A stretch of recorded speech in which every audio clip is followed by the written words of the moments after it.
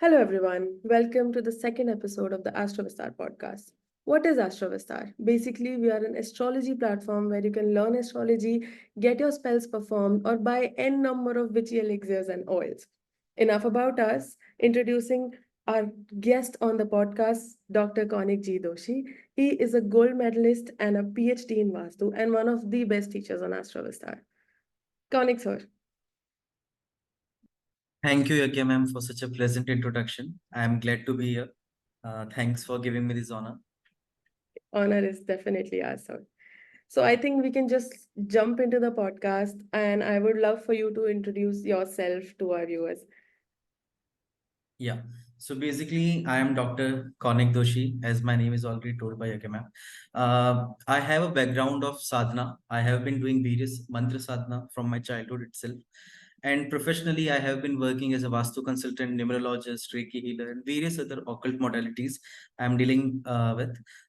Specifically, I am a PhD holder and a gold medalist in Vastu. And my practice specifically lies with the Vastu of mandirs, temples. And I'm very much interested and intrigued with the kind of energies that I have felt during my sadhana in various temples, which basically inclined my interest towards this particular occult science of Vastu. Yeah. That's amazing. Seeing that you have a PhD, can you let us know like a little bit about the history of Vastu? So, yeah, when we talk about the history of Vastu, the word Vastu in itself has its origin from the word Vastu, which means object. ठीक है, and Vastu in itself has its origin from Vas. ठीक है, हम लोग बोलते हैं कि हम यहाँ पर वास है सरस्वती का, यहाँ पर वास है लक्ष्मी माता का. ठीक है, घर पे भी basically have this kind of prayer कि हमारे घर पे सुख संपत्ति का वास हो, सुख समृद्धि का वास हो. ठीक है, सो वास basically means where you reside. Vastu is object. Vastu is the science of Vas and Vastu, the place where you are residing and how you are going to place those objects in that particular working or living space, so that you can basically increase the vibration of that place, at the same time manipulate the flow of energy of that particular place as per your need. Oh, It's wow. very much scientific. Article, there are very various myths about it, but it is very much scientific, and we have the root of Vastu in Ramayana, Mahabharata, and various other religious scriptures. But when we talk about the institutionalized form of Vastu, it started very later. When we compare with Yantra, Mantra, Tantra, Vastu, बहुत late आया. It was a Guru Shishya Parampara through which the construction of temple was basically given over. But कोई institutionalised form में वास्तु के लिए कोई book available नहीं है. Later on, Vishwakarma Prakashan, Mayamatam, there were various scriptures which were later on written, but they are also based on Ramayana and Mahabharata. The incidents where basically Lord Ram creates a बोलते हैं ना कुटिया for his vanvas, during his vanvas in the Panchvati space, जहाँ पे रावण आता है and basically Sita माता का हरण होता है. And when we talk about Mahabharata, there are scriptural references जहां पर पांडव अपनी नई बोलते हैं ना कि राजनीति राजधानी का कंस्ट्रक्शन कर रहे हैं, एंड इंद्रप्रस्थ वाला एरिया पूरा का पूरा बेसिकली बनाया जा रहा है. And we also have a lord and basically देव basically dedicated to the art of architecture, Vishwakarma. We have been worshipping him, and there are various modalities, there are various principles through which we work on the science of Vastu. When we basically talk about energies, 5 elements are the base of our body. It is also the base of Vastu, the place where we are living in. So we basically balance the energy of those 5 elements in our living or working space. And whenever there is an imbalance, we kind of face a problem, the way we feel get it in our body. There is a shlok basically which says yat brahmande tat pinde tat yat brahmande tat pinde. So basically whatever there is in the body, it is replicable in the universe. Whatever there is in the universe is basically getting replicated into the body.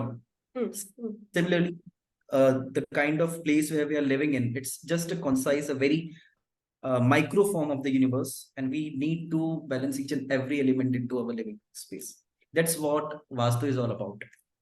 Okay, so the myth that अगर वास्तु ठीक करना है तो renovation ही करना पड़ेगा, वो technically सही नहीं है. We can use elements to balance it out. Yeah, there are various things to balance the vastu. When we talk about remedies, it's not always renovation कि room को तोड़ो, दीवार को हटाओ, gate तोड़ दो. It's a very old school kind of vastu which we talk about. और लोगों को इसी वजह से वास्तु शास्त्री को किसी को घर पे बुलाने से भी डर लगता है कि हाँ. एक बार दिमाग में घुस गया पूरा का पूरा रूम तोड़ना पड़ेगा. It's not like that. There are various remedies. When we talk about remedies, there are color therapies. घर का सिर्फ रूम का कलर चेंज कर लो और वास्तु सही होने लग जाता है. There are remedies related with elements. For example, कहीं पे फाउंटेन रख दिया, कहीं पे कोई प्लांट रख दिया, ठीक है. And there are remedies related with yantras. There are remedies related with mantra. Obviously, there are some tantric rituals like Havan or something which we can do in a Vastu space to basically elevate the energy or vibration of that particular place. तो vastu is useful in home, in business. और भी ऐसे aspects हैं where vastu is useful. For example, the self. कि हमारा ही ठीक Yeah. होता है When we पीछे. talk about the spiritual growth, that's where Vastu is very much concerned about. हम जहां पर भी है, that place basically has a kind of energy transaction with us. हम कहीं पर भी जाते हैं, we don't simply go to that particular place. Our destiny was meant to take us to that particular place. ठीक है. तो जब हम वहां पर जाते हैं, वहां का एनर्जी फील्ड हमें बुला रहा है, हमारा एनर्जी फील्ड उसके साथ में ट्रांजेक्शन हो रहा है, एंड दैट बेसिकली वेयर अवर कार्मिक फील्ड आल्सो एंटर्स, और कुछ ना कुछ हमारी डेस्टिनी में चेंजेस आते हैं. So when we talk about various temples, there are various temples जहां पर जाते ही मन्नत पूरी होती है. You might have heard about this. ठीक है. जैसे सिद्धिविनायक टेम्पल का हम लोग एग्जांपल लेते हैं. The main deities in the west basically is the direction of gain as per the vastu. तो कोई भी टेम्पल हो जहां पर वेस्ट में मेन डीटी हो, वहां पर मन्नतें पूरी होती है. ठीक है. When we talk about exorcism, जहां पे स्पिरिट्स को बाहर निकालना है बॉडी से, भूत प्रेत, ये सारी चीजें होती हैं. So those temples, they have the main deity towards the south. Temples which basically gives you more wealth, they have the main deity towards the north. ठीक है. कुबेर का स्थान है. So all of the things that we talk about when it is concerned to our spiritual growth, Vastu is very much concerned about it, and temple का architecture शुरू से ही it has been based on Vastu. और यही चीजें किसी न किसी form में हमने हमारे घर में applicable बनाई हैं. We basically consider our home as a temple. We have been hearing this कि घर को साफ रखो तो लक्ष्मी आती है. ठीक है. We have been hearing कि घर हमारा पहला मंदिर है, and you should be treating it that way. And we have this ideology of Vastu Purush, that your living space in itself is living. उसको आप जिंदा ट्रीट करोगे तो it will give that kind of vibration or energy to you. ठीक है. So you might have saw this particular picture of Vastu Purush. नहीं होगा तो आई विल रिक्वेस्ट कि वो थोड़ा डीएम या कहीं पे ही थोड़ा सेट हो जाए वीडियो में. या बेसिकली दिस पर्टिकुलर वास्तु पुरुष इज माइथोलॉजिकली एन असुर, जिसको राक्षस, जिसको हराया गया था, and it was basically cursed और maybe given a kind of opportunity to revive its energy in the form of this Vastu Purush, जहां पर each and every part of this Vastu Purush is suppressed by a deity. कि वो जो असुर है, Andhakasur, which was basically all the deities came together and basically suppressed the energy of this Vastu Purush, and that Vastu Purush, after asking for forgiveness, he was given a boon कि ठीक है, आप कहीं पर भी जाओ, आप हर एक क्षेत्र में इसी तरीके से वास करोगे उल्टे होकर. ठीक है. द मोमेंट दैट पर्टिकुलर क्षेत्र इज डिवॉइड ऑफ धर्म, वहां पर धर्म का पालन नहीं हो रहा है. ठीक है. वहां पर कुछ गलत हो रहा है, you can trouble the people living in that particular place. ठीक है. सो वास्तु पुरुष तो एक मैसेज स्लाइटली स्क्रिप्चर्स में ऐसा लिख कर दे दिया गया कि जब आपके घर के अंदर डिविनिटी को आप वेलकम नहीं कर रहे हो, आप कुछ चीजों को, नॉन वेलकमिंग एनर्जीज को आपके घर में रिसाइड होने के लिए स्पेस दे रहे हो, you are not balancing the 5 elements. 5 elements just does not mean कि आप घर के अंदर 5 एलिमेंट्स हर एक कॉर्नर में कोई कोई एलिमेंट लगा दो. It basically means living with the nature.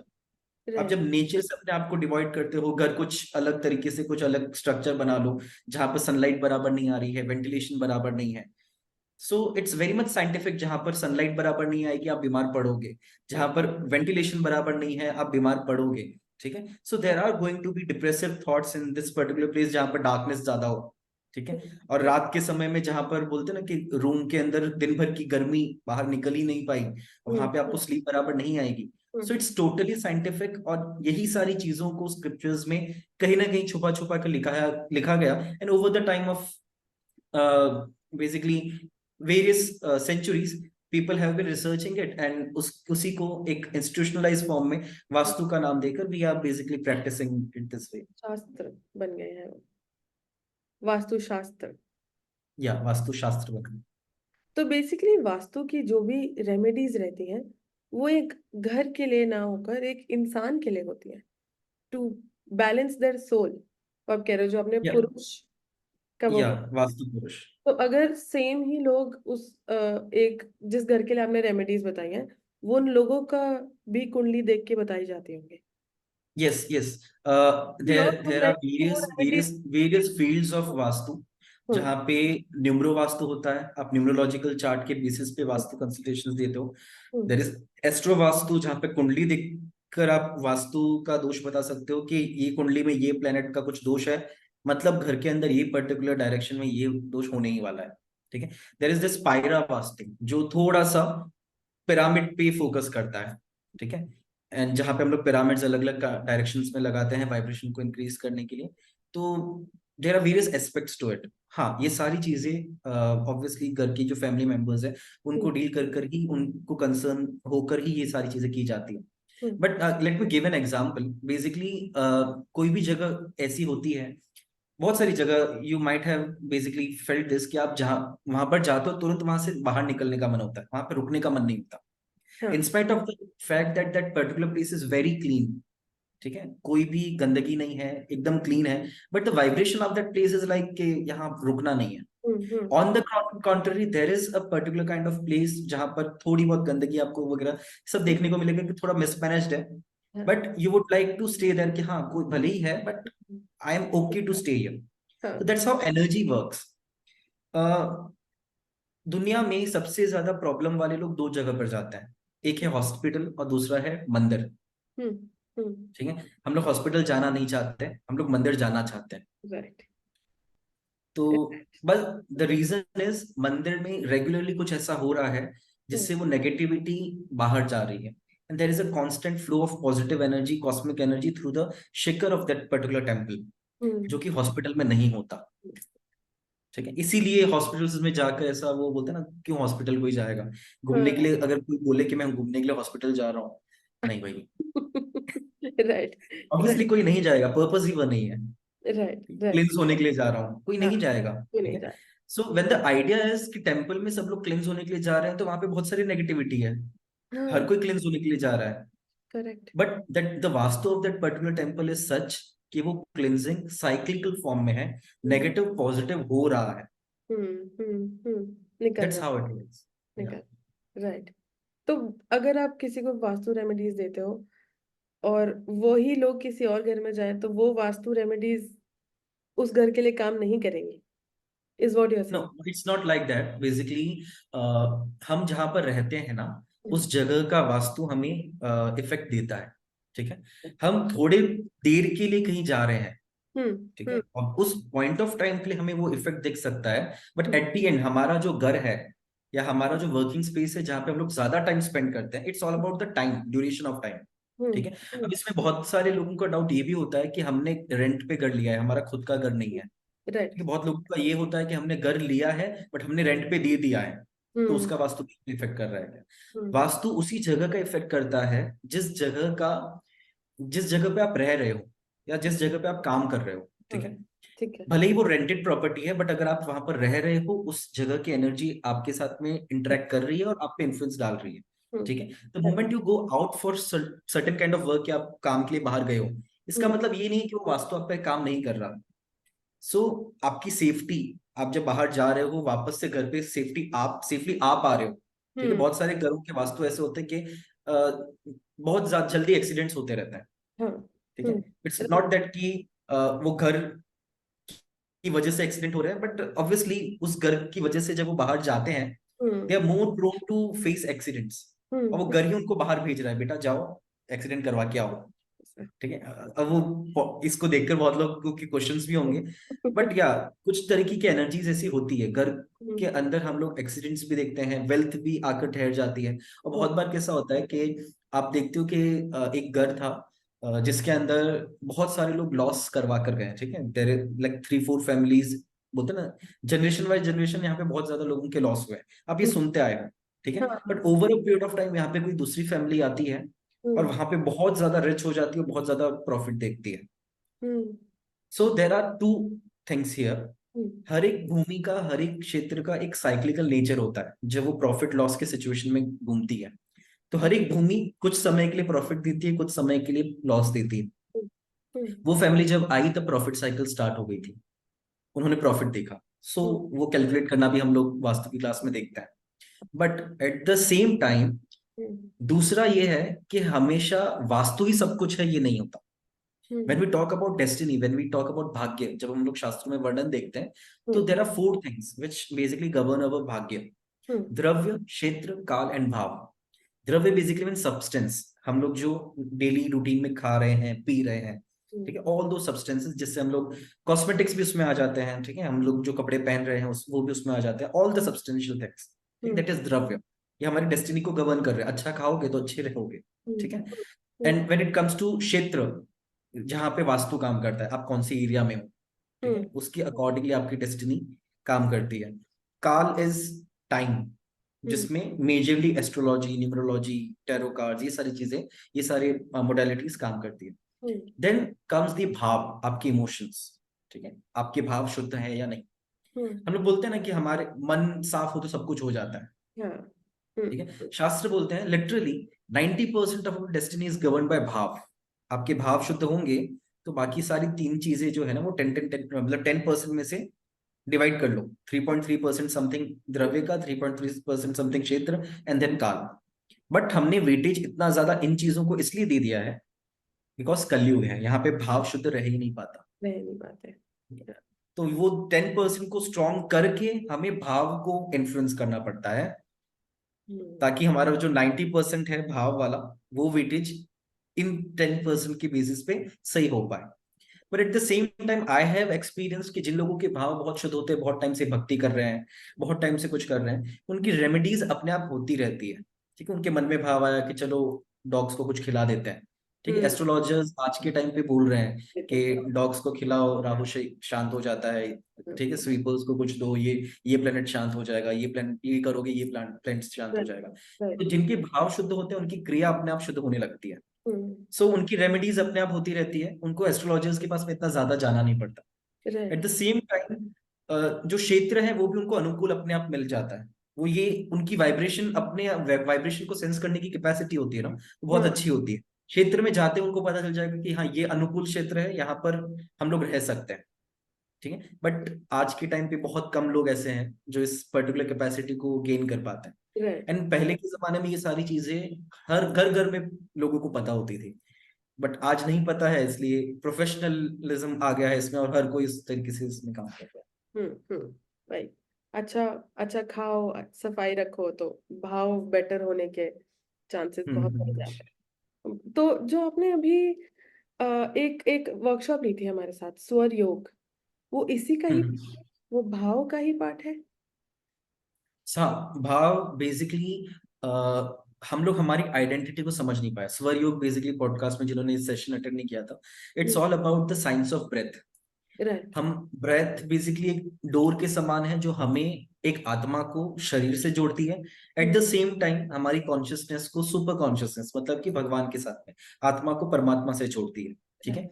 Occult science में जिन लोगों ने इस स्वर योग को साथ लिया है, उन्होंने इन चीज को पहचाना, इन चीजों को समझा कि सिर्फ ब्रेथ से एनालाइज करके हम लोग ये जान सकते हैं कि मुहूर्त कौन सा अच्छा है, कौन सा नहीं है, एंड हमारी हेल्थ कैसी है, ये सारी चीजें पहचानी जा सकती है।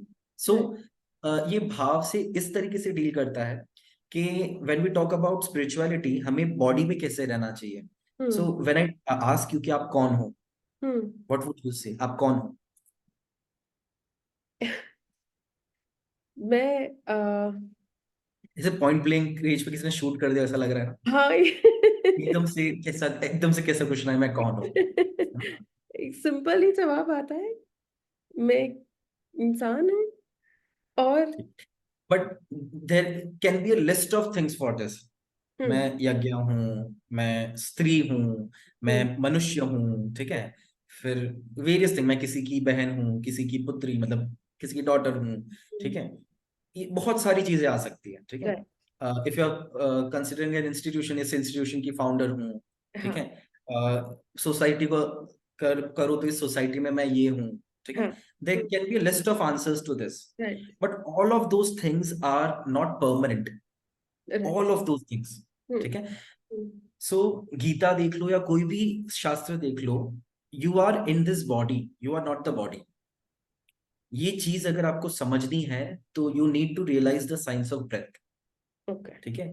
तो जब हम लोग क्षेत्र की बात करते हैं ना, तो हमारी बॉडी भले ही किसी क्षेत्र में है, हाँ पर हम खुद ऑलरेडी एक क्षेत्र के अंदर है, which is our body, okay ठीक है। हमारी बॉडी के अंदर हम है, हम ओके हमारी बॉडी नहीं है, हाँ ठीक है। The moment you realize it, hmm आप आपकी बॉडी, जब आपकी बॉडी ही आपकी नहीं है, हम्म तो इस बॉडी से जुड़े हुए लोग आपके कैसे हो सकते हैं, ठीक है। And I will go more deep to it. इस जन्म के right, जो मित्र हैं, हो हाँ सकता है किसी जन्म में आपके दुश्मन थे।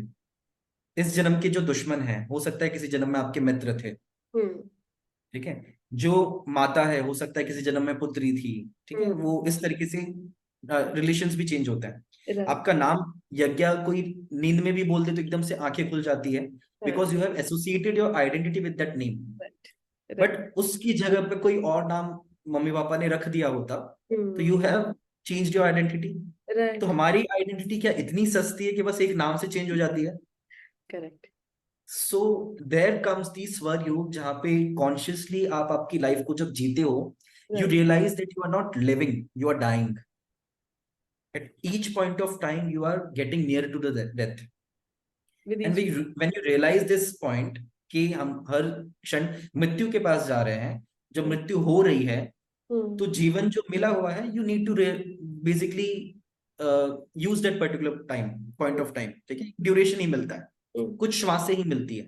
एंड एक श्वास ली, नेक्स्ट श्वास का भरोसा ही नहीं कि वापस से आएगी कि नहीं आएगी। हम करेक्ट कितना ही बोलते हैं कि 100 साल जीना है, 80 साल जीना करेक्ट है, 70 साल करेक्ट जीना है, करेक्ट कोई यू हैव भरोसा नो गारंटी कि राइट वो है।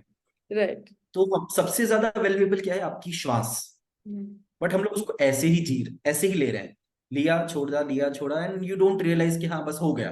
Right when you are conscious about it, there are various mysteries that get solved कि हमारी बॉडी कैसे काम करती है, हमारी एनर्जीज कैसे काम करती है, एट द सेम टाइम हम लोग स्पिरिचुअली कैसे ग्रो कर सकते हैं। And when you are conscious of your breathing, you realize yourself and you detach yourself from the body. अभी आप कैसे एक बेसिकली बेबी जब होता है ना, उसको एक नर्स अलग तरीके से ट्रीट करती है, वो सारी फैसिलिटीज देगी, but to the core she will know कि ये मेरा बेटा नहीं है।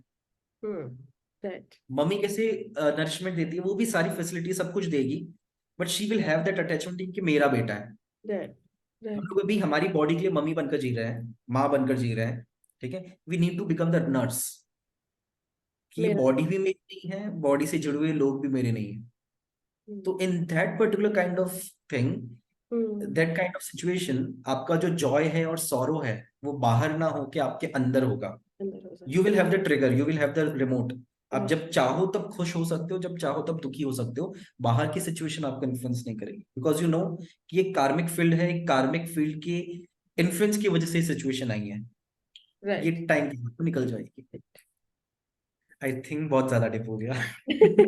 हम वास्तु पे वापस आ जाते जी हैं। जी। This is amazing eye opening amazing. मैंने करी थी बाय द वे, मैं बहुत देर तक वर्कशॉप में थी, मैंने पापा को भी जी कराई। जी। He was in love with it. I think ये एक ऐसी चीज है जो एस्ट्रोलॉजी से ऊपर बढ़ जाती है, और हर हीलर छोड़ के हर इंसान को एक बार सुननी तो चाहिए ही है। जी जी। Coming back to coming back to vastu, आप कह रहे हो कि कुछ चीजें न्यूमरोलॉजी मतलब न्यूमरो वास्तु से देखी जाती है और कुछ एस्ट्रो वास्तु से देखी जाती है। तो जैसे अभी आपका एक कोर्स हम ला रहे हैं राइट, वास्तु का फुल वास्तु, तो उसमें आप एस्ट्रोलॉजी भी कवर कर रहे हो, या हम ऐसा आप वी कह विल रहे हो basically discuss the entire base of vastu, सारी रेमेडीज जो भी मैंने बताई, यंत्र मंत्र तंत्र, पिरामिड्स, कलर रेमेडीज, प्लांट, सब कुछ उसके अंदर कवर होगा।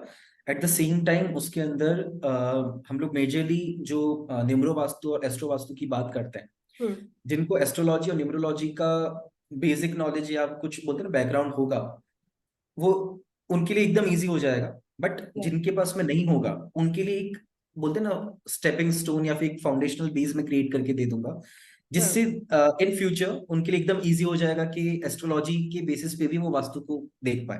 right, बट हाँ, वो इसके बेसिस पे आराम से न्यूमरोलॉजी का बेस ना होते हुए भी, हम्म या एस्ट्रोलॉजी का बेस ना होते हुए भी आराम से वास्तु के बेसिस पे प्लैनेट्स और ये सारी चीजें देख पाएंगे। Right right. सो ये मेरा क्वेश्चन इसलिए था क्योंकि most of our viewers will be healers अभी, जी जी जी। तो who are interested in vastu they should know whether or not they can learn vastu, क्या उन्हें एस्ट्रोलॉजी हम्म। आनी चाहिए या न्यूमरोलॉजी आनी चाहिए। सो दैट इज वेरी नहीं ग्रेट नहीं, कुछ अगर नहीं वो आना चाहिए, कुछ नहीं आओ और फिर आओ तो ज्यादा बेटर है मेरे लिए। बोलते हैं ना कि एक प्लेन फील्ड मिलेगा, उसके ऊपर मैं बिल्डिंग खड़ी करूंगा, ठीक है, हाँ, और पहले से बनी हुई बिल्डिंग होगी, उसको तोड़ के फिर वापस क्रिएट करना is very difficult. Right right right, correct बात है, करेक्ट बात है। अच्छा, आप कोई ऐसे मिथ बता सकते हो वास्तु के बारे में जो सबसे ज्यादा माने जाते हैं और सबसे बेकार है, रिडिकुलस।